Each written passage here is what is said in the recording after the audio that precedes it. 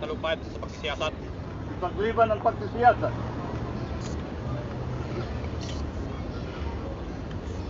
Tanghal!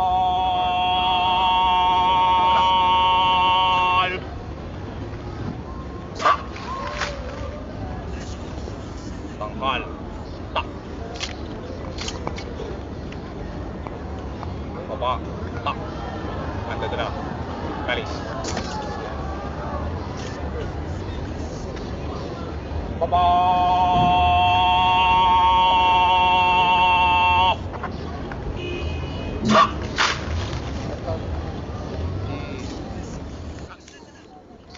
Ginoo, tapos na po ang parangal. Mangyaring lumapit ka.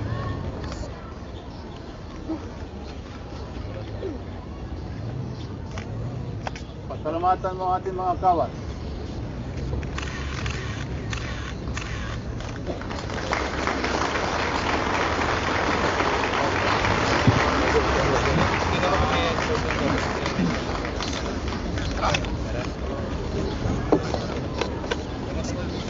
Ladies and gentlemen, good morning.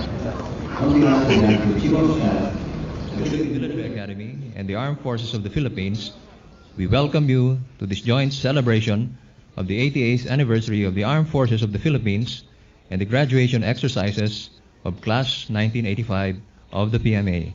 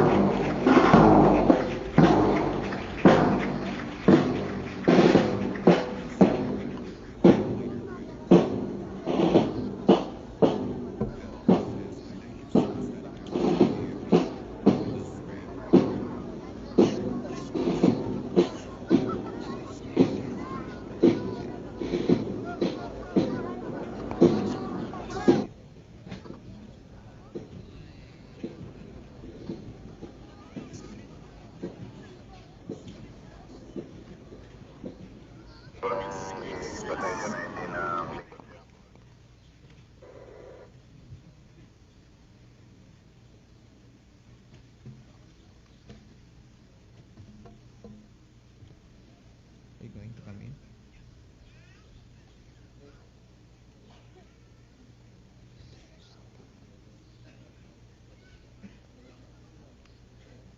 The regimental adjutant directs the troops to execute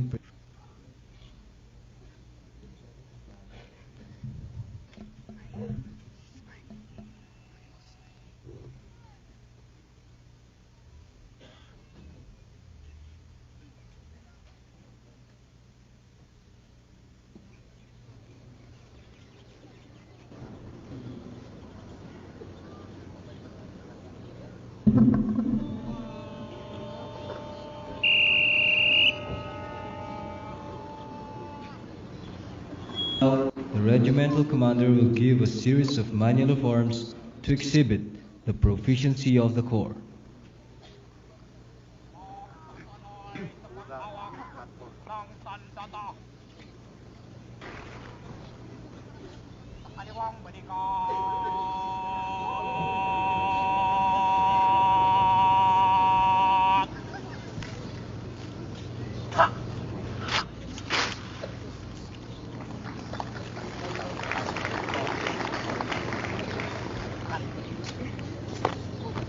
The regimental commander shall bring the cadet corps to present arms, to present the corps to our guest of honor.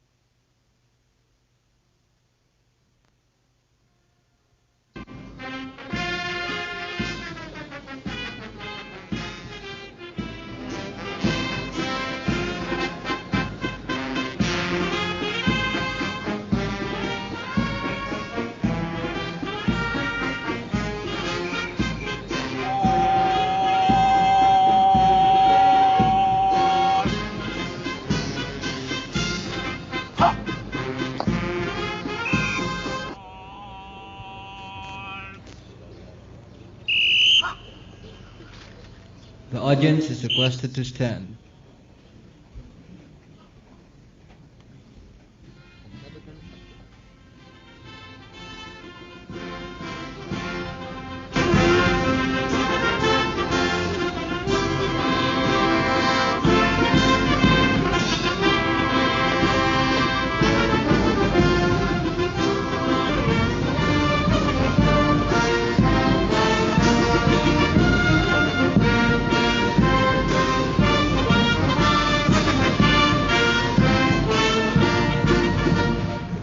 Thank you.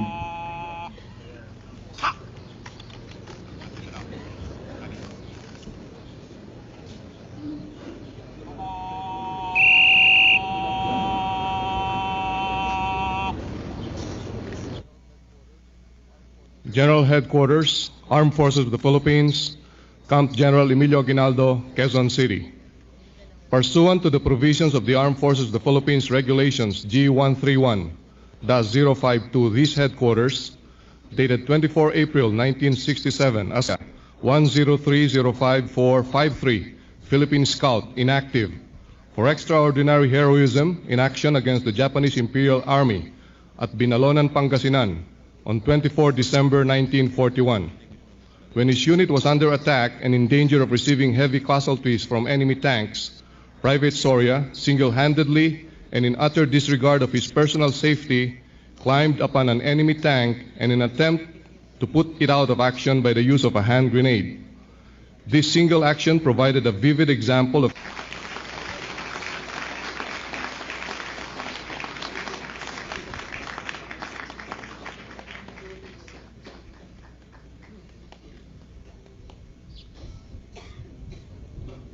Captain Nestor Raul P. Eloha, 0-8141 Philippine Army, for conspicuous courage and gallantry in action against numerically superior subversive terrorists during the attack on the company command post of A Company, 28th Infantry Battalion, 4th Infantry Division, Philippine Army, at Barangay Dayatogon, Lianga, Surigao del Sur, on 03-1520, for conspicuous courage and gallantry in action against overwhelming terrorist forces at Mamatmasla, Paid.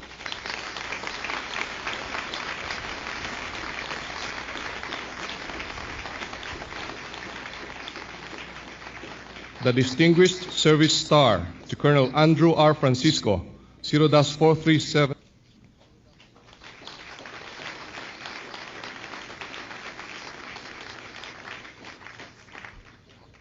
Precise planning and bold execution caught the kidnappers by surprise, thus causing the terrorists to withdraw with undetermined number of casualties, while negative on the government side. The Outstanding Achievement Medal to Colonel Arturo C. Arruiza, 0-5.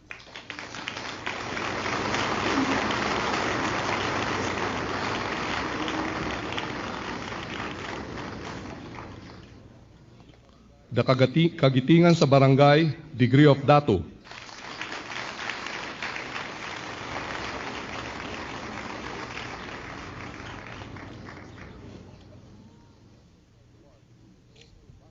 Award goes to Master Sergeant Rodolfo B. Molinos, 606564 Philippine Constabulary, for outstanding.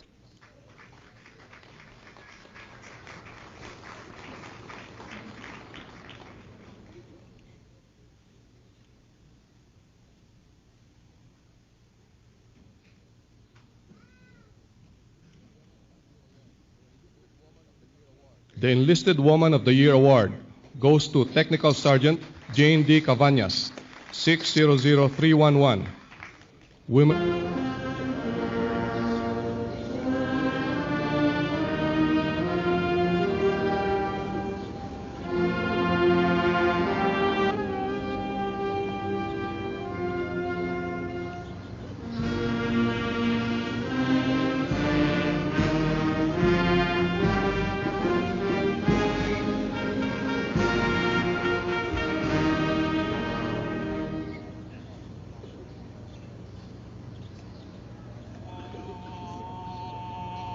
The first-class cadets are turning over the reins of leadership.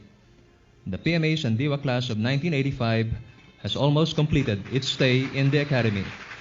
The members of the class have survived the rigors of cadet life and have mastered the challenges, they will turn over the mantle of responsibility to the PMA's Sinagtala class of 1986 and the members of the new first class, proud.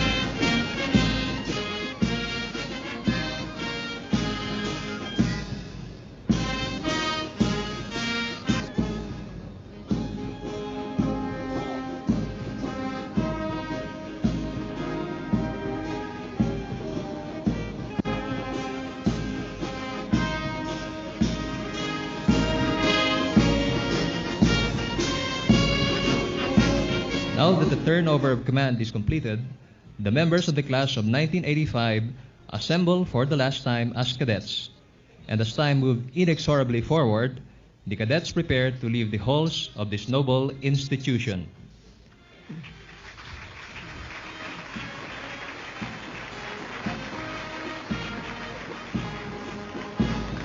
After forming class, they will be presented to the Commander-in-Chief, His Excellency President Ferdinand Marcos, by the Superintendent of the Philippine Military Academy, Brigadier General Jose Maria Carlos L. Zumel.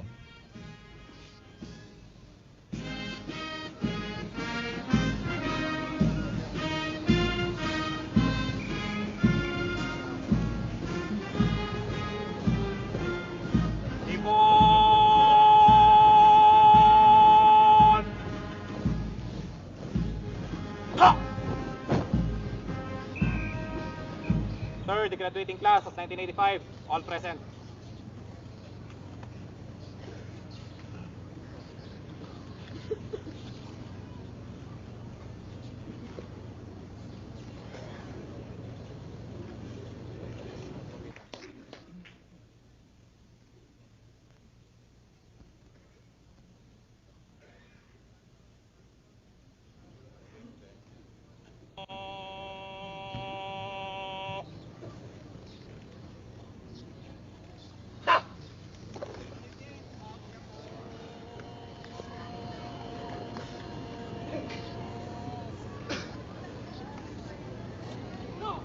Merciful God, the Alpha and Omega, our beginning and our end. Now in humility, we come to you once more, seeking your will for us and through us. As we solemnly celebrate the 88th anniversary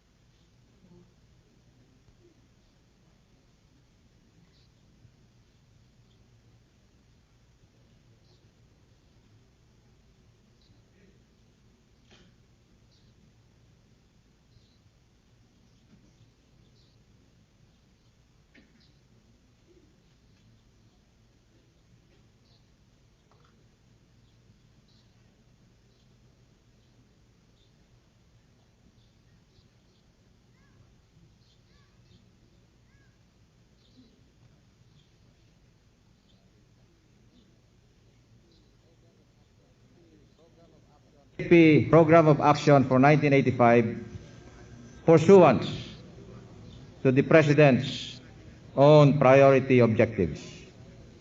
Among its key features is the development of an integrated security plan for each municipality, city, and province throughout all of our 13 regions, which would be identified, organized, coordinated, and unified so that the resources, capabilities, and efforts of all of the law-abiding elements of the community under the leadership of the mayor or governor respectively to the National Civic Action Program, the channeling of more logistics to field units, and emphasis on the proper respect for person by our people to lead the nation during these trying times. He is indeed the very embodiment and the outstanding example, Ferdinand Marcos.